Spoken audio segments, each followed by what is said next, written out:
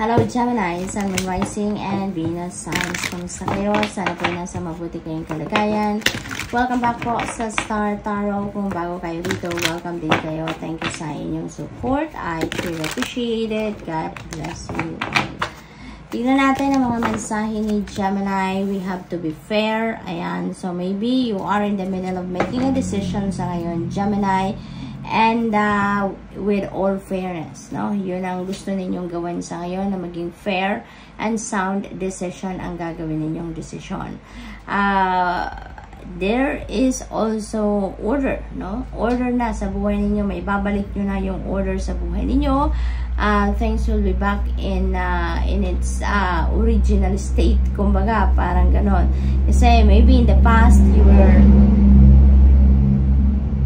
a little bit distracted, pero ngayon maibabalik nyo na yan sa order na ganap sa buhay ninyo, so which is really good. Okay, it is also possible na iba sa inyo siguro meron ditong ipinaglalaban sa korte.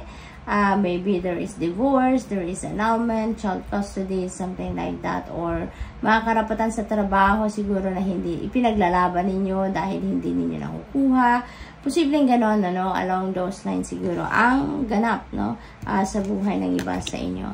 Imagine, ayan, Gemini, parang ano to, pukaw ito sa inyo ng Divine Universe na siguraduhin ninyo, no, kung ano yung gusto ninyo talaga sa buhay. What do you want to manifest in your life in a certain period of time? Ano nga ba talaga ang mga dreams ninyo? Ano nga ba yung mga goals ninyo at this time, no? Kasi siguro pa iba-iba kayo, no? Maaring ngayon, iba yung naisip ninyo, bukas, iba na naman. So, parang ngayon, sinasabi sa inyo ng universe, what do you really want, Gemini? What do you really want to see sa buhay ninyo in a certain period of time, no? Yung ganon. Kaya, maaring ito yung ganap sa inyo sa ngayon. Posible din na distracted kasi kayo in the past, kaya hindi kayo makapag-focus, hindi ninyo mabigyan ng oras talaga na pagmuni-munihan or tignan, no, sa sarili ninyo kung ano nga ba ang talagang dapat na gagawin ninyo. Tignan natin kung ano pa ang ganap. We have the fates. Ayan. So, this is really a beautiful energy kasi parang sa ngayon, ano, mararamdaman nyo na kung ano talaga yung para sa'yo. Mararamdaman ninyo kung ano yung mga gustong-gusto ninyong mangyari sa buhay ninyo. Parang sa ngayon, ma-figure out nyo na ngayon. Magiging malinaw na sa isipan ninyo kung ano ang gusto ninyong ma-manifest. Kaya you are really going to be very happy. You're going to be very excited with that, no? What else? We have Yang. Ayan. So, parang ano kayo ngayon? Nasa masculine energy. Kayo ngayon, Gemini. Kayo ngayon yung magdidikta, kayo yung magsasabi kung ano yung gusto niyo, kung ano ang dapat mangyari. Para siguro leader kayo, no? Maybe you are a leader sa trabaho or sa organization, or maybe kayo din yung padre de pamilya or madre de pamilya. So, maaaring gano'n. Kaya parang kayo dito yung boss, kumbaga. What else? We have cleaned it up. Ayan. So, time for purging, time for releasing, time for renewal, no? Gemini. So, maybe, hindi lang physical space, hindi lang living space ang lilinisin ninyo dito, but you are also going to clean up your life. Maring you're also going to purify your life sa ngayon. Maybe that is what you are thinking of doing, no? Na maganda yan kasi when you are removing anything and everything sa buhay ninyo that doesn't serve your highest good, you are making room for newness, no? Pag naglilinis ka, nagtatanggal ka ng mga bagahe sa buhay ninyo, basura sa buhay ninyo, you are sending a message to the universe na handa na kayo para sa pagbabago, handa na kayo to receive newness, new situation, new experiences, new people, new blessings, no? So this is really good. What else? We have thinker. Marami kayong iniisip. Maybe ang iniisip ninyo dito is kung ano ang tatanggalin ninyo sa buhay ninyo. Kung sino yung tatanggalin ninyo sa buhay ninyo. No? Maaring ganun ang ganap dyan. Maybe you are also making intentions, new intentions sa ngayon. Maybe you are also thinking of strategies, no? Something like that. Maraming iniisip, busy ang isip ni Gemini sa ngayon. We also have number 44. Number 44 is a synchronicity. So I suggest please look up for the meaning of number 44 for more guidance. So Gemini, that's all I have for you for today. Thank you for watching. Love and light. Namaste.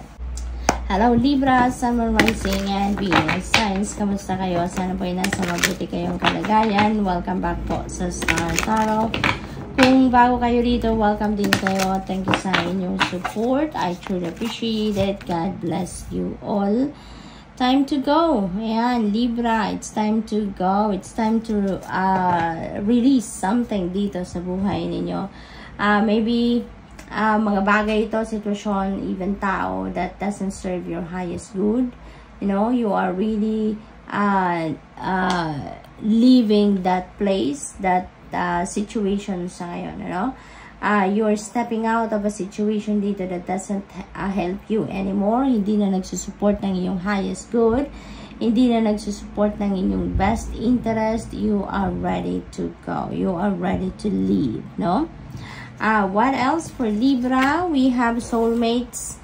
Ayan, so maybe you are about to meet your soulmate sa ngayon, ano?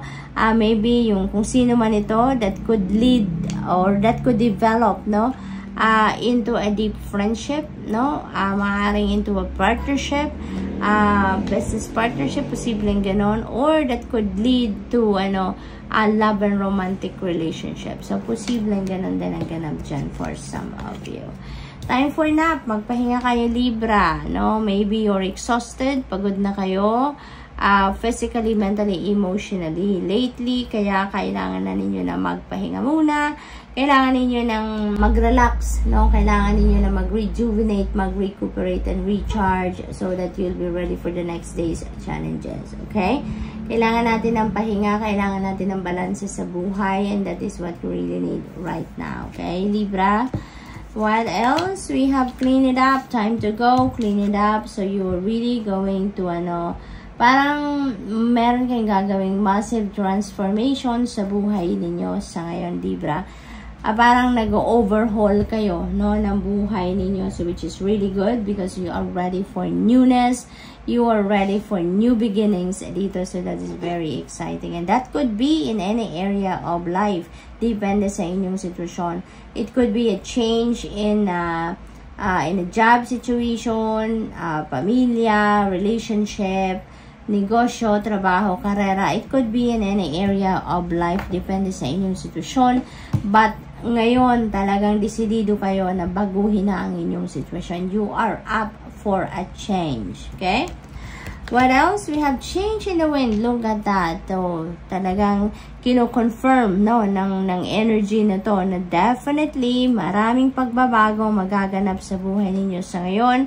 Maaring ito na yung matagal na ninyong minamanifest na pagbabago and you are ready to roll that out na sa ngayon. Maaring handang-handa na ang lahat para sa mga pagbabagong ito na gagawin ninyo, no?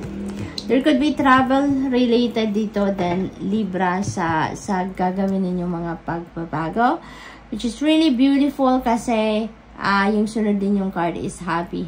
So, you are really going to be very happy sa kung ano man ang mga pangyayaring ito sa buhay ninyo. So, maaari talaga na matagal na ninyo tong minimiti. Kung ano man ang mga pagbabagong ito na gagawin ninyo sa buhay ninyo, maaring matagal na ninyo talaga itong gustong gawin.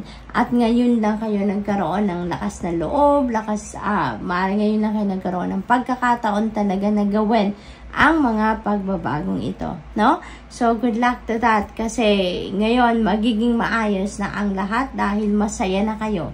Magiging masaya kayo sa mga pagbabagong ito or sa mga pangyayari na magaganap dito.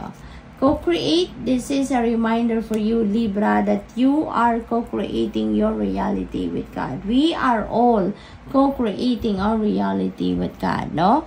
Kaya mahalaga na sumusunod tayo sa ating intuition, mahalaga na sumusunod tayo, ginagawa natin kung anong bulong ng intuition natin because our intuition is a direct message from the divine. Our intuition is a message, no?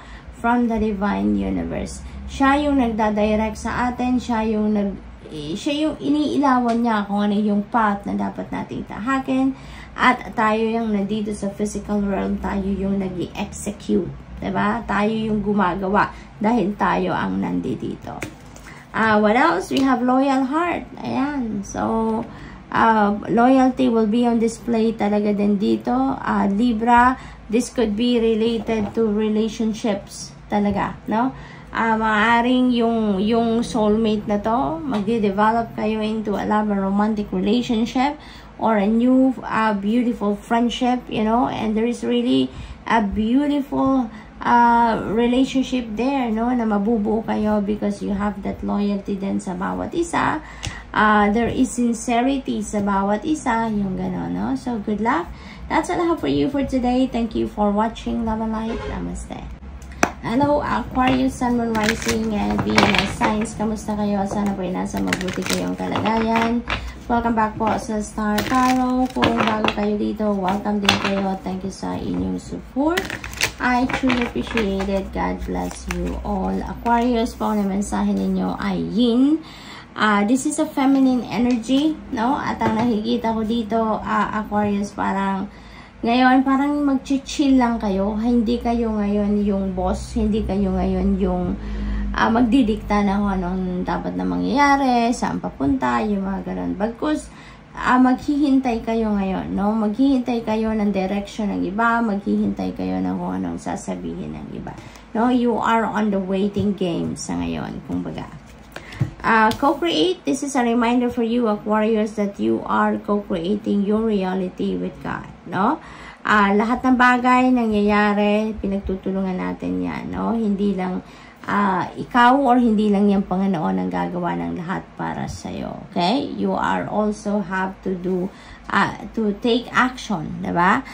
Importante lang din dito na nakikinig tayo at sinusunod natin kung ano ang divine guidance ng Panginoon dahil siya yung nagbibigay sa atin ng direction. Siya yung nagtuturo sa atin kung which direction we need to take, no? Kaya importante nakikinig at ginagawa natin ang gabay na binibigay niya through our intuition. And tayo na nandito sa physical realm, tayo yung nag-i-execute, tayo yung gumagawa dapat, no? That's how our partnership works. No, siya yung magsasabi sa atin, siya yung nagpapakita sa atin, nagbibigay ng direction of where we are heading at tayo yung gumagawa, no? That's why we are co-creating our reality. Happy. You're going to be very happy sa ngayon. Napakaganda, magagandang sitwasyon ang ganap sa buhay ninyo sa ngayon. Maaaring may mga bagay dito na makakamit kayo na ine-expect ninyo, something like that, no? Kaya masayang-masaya kayo. There could be wishes that might come true as well sa ngayon, kaya magiging masaya kayo. Everything is falling into its right place. Siguro, that's why you are going to be very happy. So, what else? We have peace. Ayan. Kaya kayo magiging masaya din, ano? Dahil finally, may experience nyo na din yung peace, yung tranquility, yung serenity na maybe you are seeking for so long. Siguro, matagal na ninyo itong hinahanap, matagal na ninyo itong hinahangad, and ngayon, magkakaroon na din kayo ng kapayapaan. So, that's really beautiful. We have truth be told. Ayan. So, maybe you are going to start embracing yourself na sa ngayon, ano? Yung totoong kayo, no? Yung totoong kayo, yung authenticity ninyo, yung being true to yourself na, no, kayo sa ngayon. So, ngayon, maybe you would be able to express yourself na, express your thoughts, no? Your feelings, your emotions, maaring sa ngayon, gano'n na ngayon ang magagawa ninyo, kaya magiging happy na kayo because you're going to be very true to yourself na, you will be authentic na sa sarili ninyo. What else? We have regeneration. There is a promise of rebirth dito, so there is massive transformation. So, maaaring magbabago na talaga kayo. Magsisimula siguro kayo dito ng pagbabago on a personal level, no? Kaya kayo magsisimula na kayo talaga na maging authentic kayo sa sarili ninyo, maging honest na kayo sa sarili ninyo. So, maaaring doon kayo magsisimula and you're going to expand, no, sa outside world ninyo.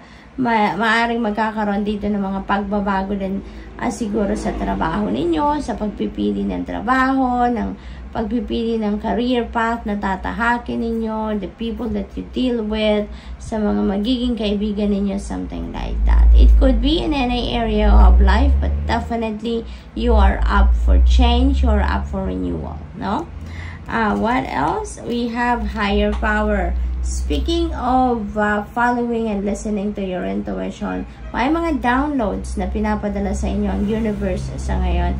You are being sent intuitive messages dito to help you navigate your situations sa ngayon, Aquarius. No? Kaya napakahalaga talaga na susunod kayo sa divine guidance. Kasi sayang naman, 'di ba? Binibigyan na kayo ng clear direction of where you are heading ng divine universe dito. You are divinely guided. Kaya, nararapat lang na sundin ninyo yan. Diba? You are blessed. Aquarius, no place like home. You are definitely going to change. No, at talaga yung renewal na to is related talaga sa inyong personal transformation. Kasi dito sa no place like home, iniimbitahan kayo dito to embrace yourself, no? Embrace for who you really are. Tanggapin nyo na yung buo ninyong pagkatao, no? Kung sino kayo, kung ano kayo, kung anong meron kayo. It's because that is you. That is your DNA. That is part of your DNA. Kaya iniimbitahan kayo dito na wag na kayong mahiya, no? Wag na kayong mahiya, wag ninyong ikahiyaan kung ano man ang meron kayo, talents, skills, and gifts, because that is part of you. Okay? Walang kasing sarap ang pakiramdam na maging authentic ka sa sarili mo. Walang kasing sarap ang pakiramdam na maging malaya ka na ma-express kung ano ang meron kayo, kung sino kayo, kung ano kayo, no? To live your truth. Kumbaga, that is very liberating, no? Kaya yun din ang invitasyon sa inyo sa ngayon. So, good luck, and that's all I have for you for today. Thank you for watching. Love and light. Namaste.